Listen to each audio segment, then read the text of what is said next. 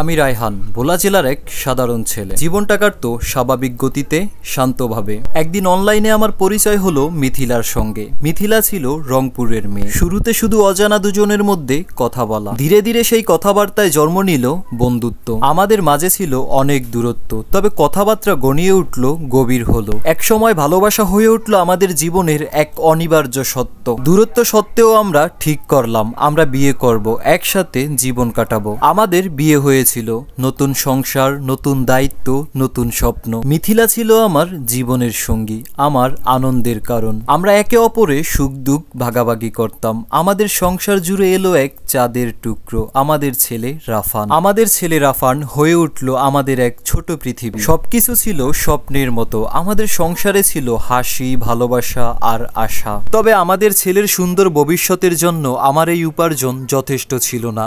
তাই আমি আর মিথিলা সিদ্ধান্ত নিলাম আমি সৌদি যাব। আমি সৌদি যাত্রা শুরু করলাম, যা আমাদের জীবনের পরবর্তী অধ্যায়ের সূচনা। সৌদি আরব যাওয়ার পর থেকে দিন কেটে যেত ফোনে কথা বলে, তবুও মনটা শান্ত হতো না। দূরত্ব বাড়তে লাগলো, কথাবার্তা কমতে লাগলো, ছোট ছোট ভুল বুঝাবুঝিও শুরু হলো। মিথিলা ও আমার ছেলে রাফান ভোলাই রইল। আমি নিজেকে একাকী বোধ করতে লাগলাম। কিছু বুঝতেই পারছি না, কি যেন বদলে যাচ্ছে ধীরে ধীরে। একদিন খবর পেলাম আমার বোন অসুস্থ হয়ে পড়েছে। মিথিলা হাসপাতালে গেল তার খোঁজ নিতে। সেখানে তার দেখা হলো আমার বোন জামাইয়ের সাথে। মিথিলার ননদ জামাই হয়। শুরুতে তাদের মধ্যে কিছুই ছিল না, শুধু সাধারণ ভ্রাতৃত্ব সুলভ সম্পর্ক। কিন্তু সময়ের সঙ্গে এই সম্পর্ক একটু একটু করে বদলে যেতে শুরু করলো, যেটা আমি কখনোই ভাবতে পারিনি। মিথিলা আর আমার বোন জামাইয়ের মধ্যে বন্ধুত্ব গাঢ় হতে লাগলো। ধীরে ধীরে সেটি বদলে গেল অন্যরকম একটি সম্পর্কে, যেটা ছিল সংসারের বাঁধন থেকে মুক্তির ছায়া। আমি তখন অনেক দূরে, কিছুই বুঝতে পারি। মিথিলার মন আর শরীর ওর নিজের সংসার থেকে ধীরে ধীরে দূরে সরে যেতে লাগলো। একদিন আমি শুনলাম মিথিলার সংসার আর আমার ছোট্ট রাফানকে ছেড়ে চলে গেছে আমার বোন জামাইয়ের হাত ধরে। কথাটা শুনে আমার মাথায় যেন আকাশ ভেঙে পড়লো, আমার নিঃশ্বাস যেন বন্ধ হয়ে যাচ্ছিল। এ কি শুনলাম আমি? আমার হৃদয় ভেঙে গেল।